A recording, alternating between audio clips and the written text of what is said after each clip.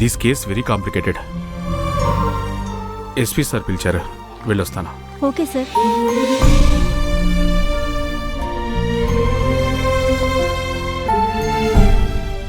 CI sir చాలా మంచి మాట చెప్పారు.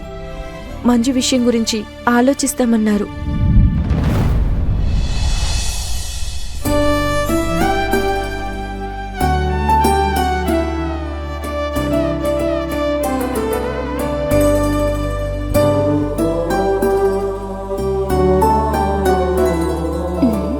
ఏంటి కొత్త కోడలా, ఏం చూస్తున్నావు?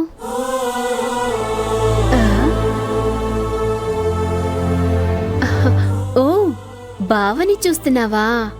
చూడమ్మా, అనవసరంగా నేనొచ్చి మీ ఇద్దరిని డిస్టర్బ్ చేస్తున్నట్టున్నాను. నేను వెళ్తానులే. అదేం లేదు, నేను సత్యని చూడడం లేదు.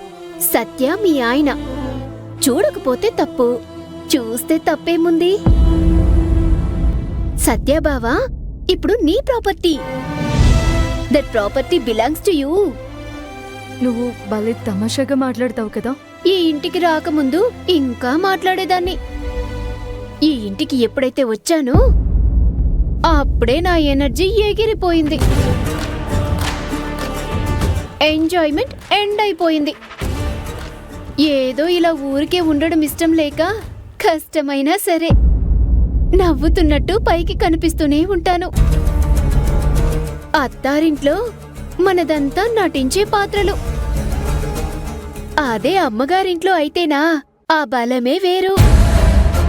అయ్యో, నా మట్టుకు నేను డబ్బాలో గులకరాళ్ళు వేసినట్టు ఒకటే మాట్లాడుతున్నాను.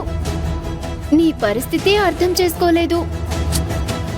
నువ్వు నాతో మాట్లాడుతున్నప్పుడు అత్తయ్య గారు మిమ్మల్ని చూస్తే కోప్పడతారు కదా. అత్తయ్య కోపడతారా? ఆవిడ కోపమే ఈ ఇంటికి చేటు చేస్తుంది. ఇంతమంది ఈ ఇంట్లో ఉన్నా కూడా నేనొక్కదాన్నే పనిచేయాల్సి వస్తుంది.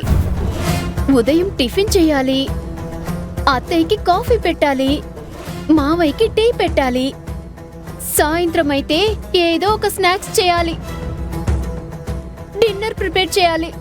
ఈ పని ఇంకెక్కడైనా బయట చేస్తే నెలకి 1,00,000 రూపాయలు ఇస్తారు, తెలుసా?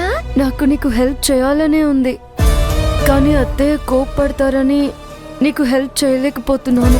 నాకు సహాయం చేయాలనుందని ఈ అమృతకు అమృతం లాంటి మాట చెప్పావు. ఈ విషయం అత్తయ్యతో మాట్లాడతాను. రా వెళ్దాం.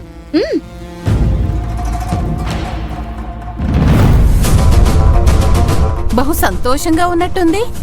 అంతేలే, కోతికైనా గీత సక్కంగా ఉండాలి అంటారు. ఆ గీతేదో నీకు సక్కగానే ఉంది. అత్తయ్య, మీరు మంజుని కోతితో పోలుస్తున్నారా? నువ్వు నోర్మి. పెళ్లి జరిగేటప్పుడు మనలో ఏ ఒక్కరైనా పెళ్లి పీటల మీద కూర్చుంది పెళ్లి కూతురేనా లేక దొంగ పెళ్లి కూతురా అని కనిపెట్టలేకపోయారు.